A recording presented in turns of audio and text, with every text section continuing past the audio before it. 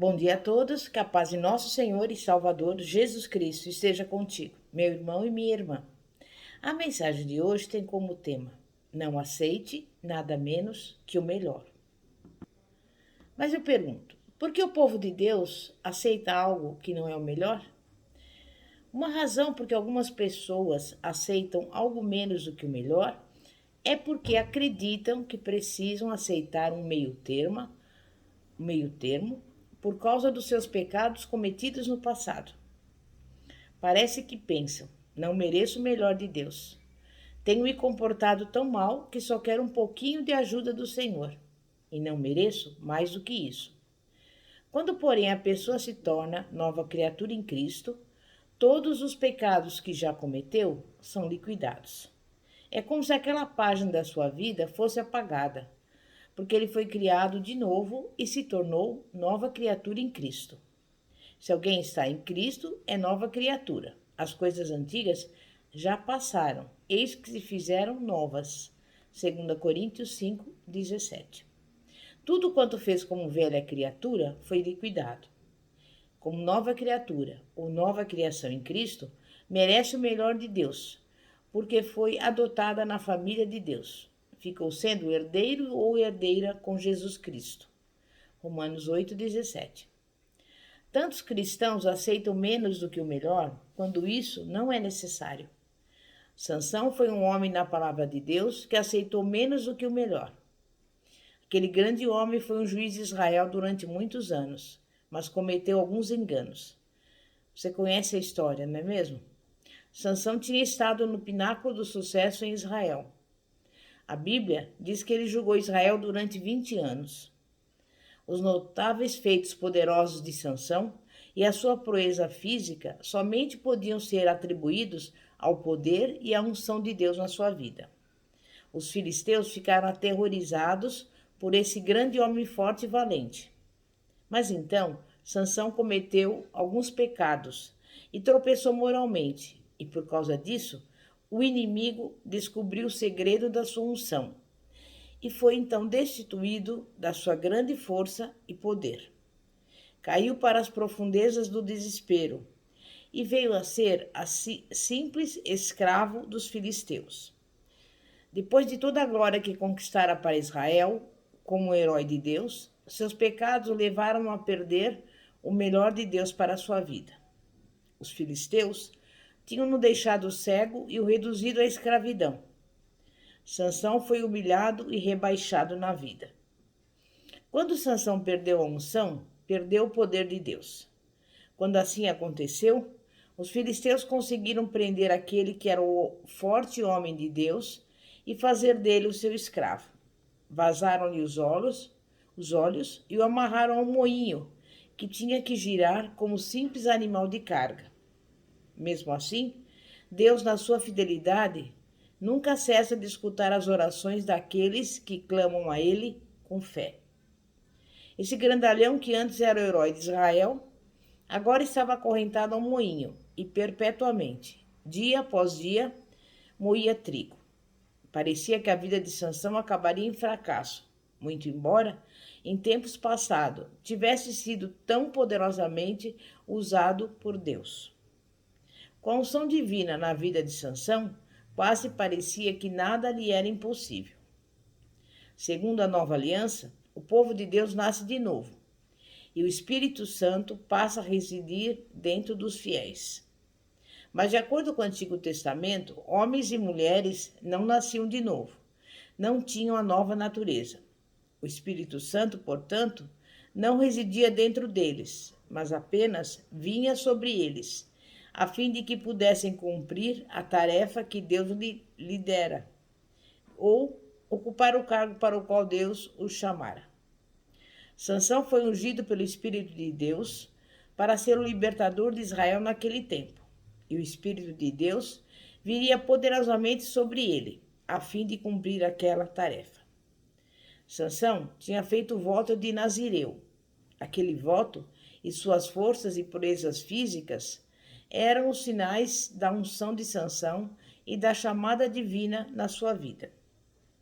Mas porque passou a viver na impureza, tinha deixado que o inimigo despojasse da glória do Senhor. E agora a sua vida dava a impressão de estar para se acabar numa derrota total. Tudo parecia estar contra Sansão. Os filisteus estavam comemorando e adorando seus falsos deuses, escarnecendo e zombando do Senhor Deus e divertindo-se às custas de Sansão, que antes era o campeão ungido por Deus, mas que agora estava amarrado e algemado. Mas no meio do período mais aflitivo da sua vida, enquanto andava em círculos como animal de carga, fazendo girar aquele moinho, sentindo-se nas profundezas do desespero, Sansão clamou a Deus. Começou a falar com Deus. Tomou a decisão de voltar a chamar a Deus, pedindo socorro, e de voltar a andar na unção divina, independentemente das circunstâncias. Pode ter reafirmado os compromissos que assumira diante de Deus havia muito tempo. O que sabemos é que ele realmente se arrependeu, porque Deus atendeu a sua oração. Podemos imaginar a oração sincera que Sansão fez a Deus. Não sabemos, mas ele pode ter orado desse modo: Deus, perdoa-me, por favor, pelos meus fracassos. Sei que estraguei tudo, mas ajuda-me agora. O diabo veio atrás de mim e me tentou, e caí no laço dele. Mas, por favor, dê-me mais uma chance para derrotar o inimigo. Não quero chegar ao fim da minha vida derrotado pelo inimigo. Quero triunfar sobre o inimigo, para a tua glória. Você provavelmente conhece a história. Deus escutou Sansão quando este clamou a ele e a força de Sansão lhe foi devolvida. E quando Sansão abraçou-se com aquelas colunas enormes, naquele templo onde cerca de 3.000 filisteus tinham se reunido para adorar os seus deuses, veio sobre ele de repente o poder e a força de Deus, como anteriormente. Vigas gemiam e as paredes rachavam, e o templo inteiro veio para baixo no estrondo e totalmente destruiu os inimigos de Deus, os filisteus, que tinham continuamente zombado do Senhor Deus e atormentado um dos seus ungidos. Quero que você entenda a lição da história. Sansão estava em circunstâncias desesperadoras, na fossa negra do desespero, quando resolveu voltar a invocar Deus para derrotar o inimigo da sua vida. Considerava que tinha fracassado e que não havia mais esperança para ele, mas endireitou sua situação com Deus e passou a ser dito a respeito de Sansão, que na sua morte foi maior vencedor do que na sua vida. E realmente, a vida de Sansão está registrada naquele grandioso trecho em Hebreus 11, que alista os heróis da fé em Deus. Deus transforma o fracasso em vitória. É possível que você, em alguma ocasião, tenha se considerado um fracasso na vida, exatamente como Sansão se sentia. Mas só porque você cometeu alguns erros e enganos, não significa que tenha que aceitar um meio termo, com uma vida de segunda classe. Não estou encorajando o fracasso, simplesmente quero explicar que se fracassou no seu andar com Deus, você pode confessar o seu pecado e passar a ser vitorioso em Deus. 1 João 9 foi escrito aos cristãos e diz: se confessarmos nossos pecados, Ele é fiel e justo para nos perdoar os pecados e nos purificar de toda injustiça. Se você se arrependeu e deixou o seu pecado, Deus atenderá às suas orações. O plano de Deus para você não era que aceitasse menos do que o melhor. O plano de Deus é você se dedicar a Ele e, então, passar a viver à altura desse compromisso, a fim de que Ele possa prosperá-lo em todas as áreas da vida. A palavra de Deus diz que nosso Pai Celestial é um Deus amoroso e que Ele se importa conosco. Seus pensamentos estão acima dos nossos pensamentos e os seus caminhos acima dos nossos caminhos. Ele não vai cobrar de nós os nossos pecados, se verdadeiramente nos arrependermos. Quantas pessoas, pais, continuam mantendo rancor contra os seus filhos quando cometeram falhas ou enganos? Isso não quer dizer que não disciplinamos nem corrigimos os nossos filhos quando cometem enganos, porque queremos o melhor para eles. Mas quando se arrependem, nós o perdoamos. Como Pai amoroso, Deus quer o melhor para nós.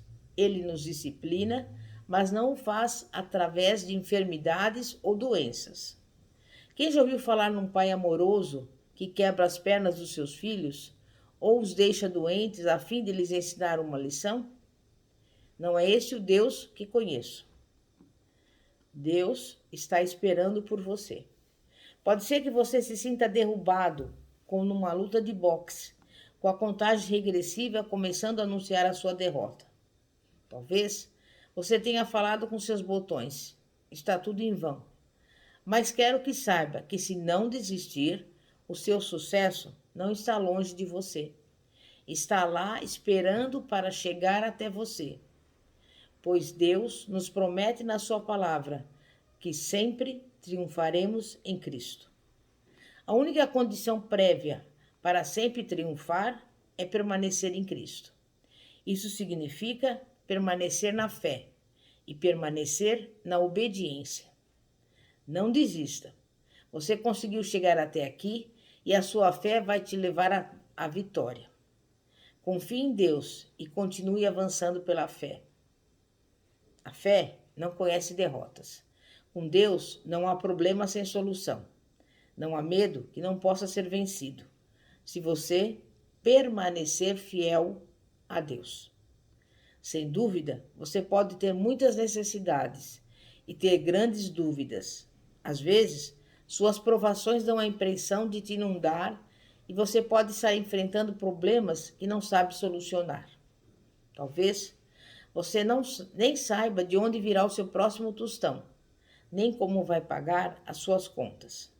Mas eu te desafio e admoesto para ousar crer na palavra de Deus.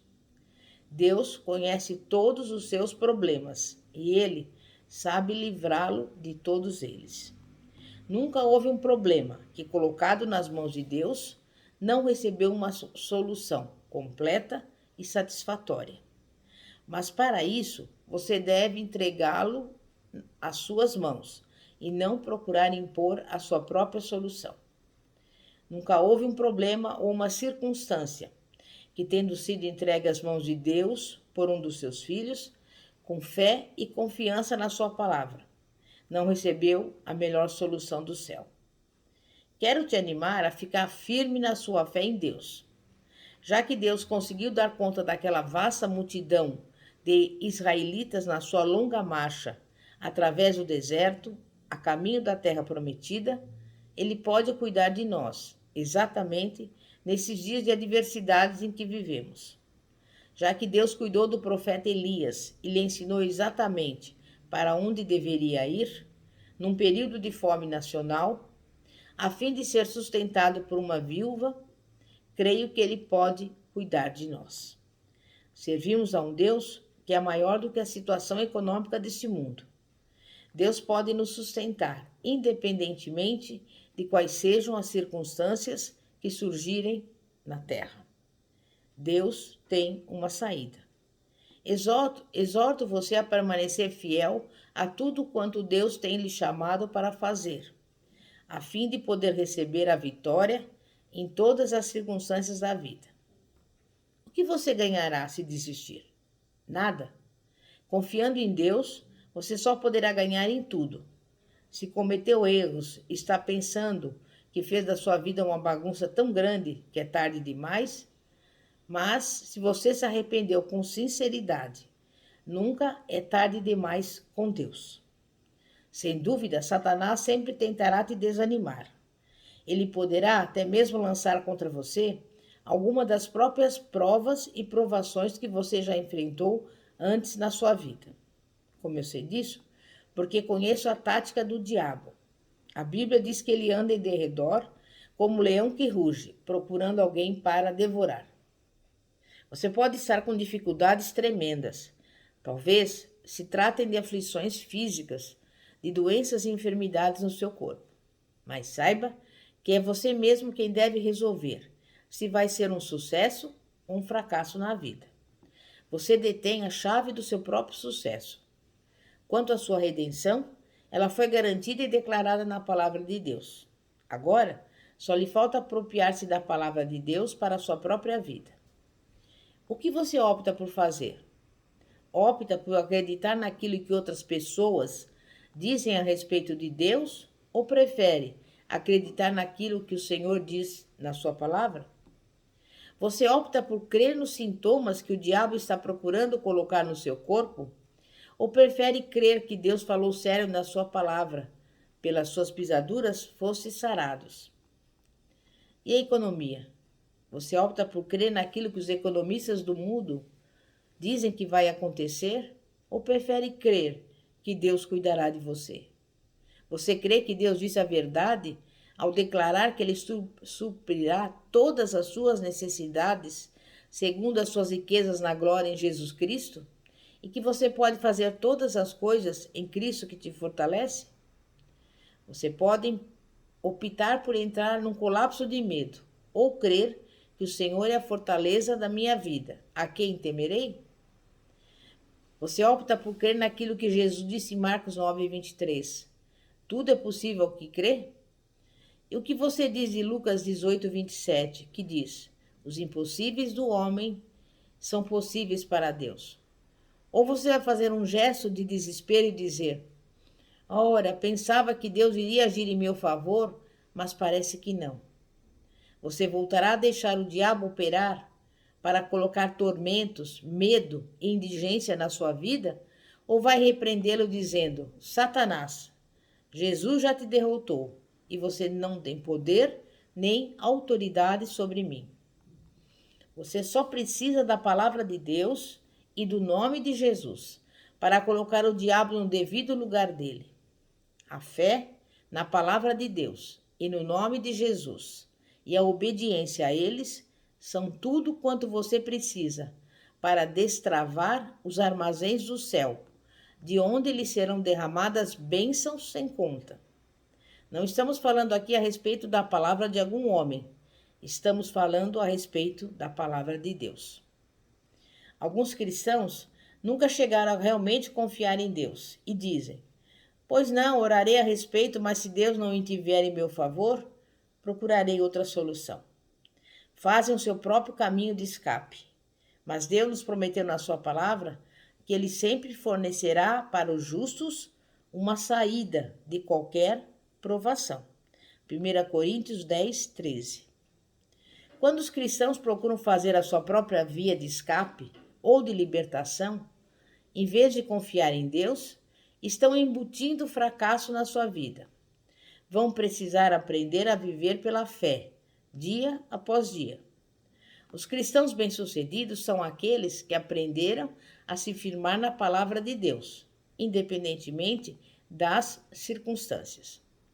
Mas parece que muitos cristãos têm chegado ao ponto, no seu andar cristão, em que se dispõem a transigir os seus valores e os seus alvos. Bem, já experimentei algum sucesso, de modo que vou me satisfazer com isso.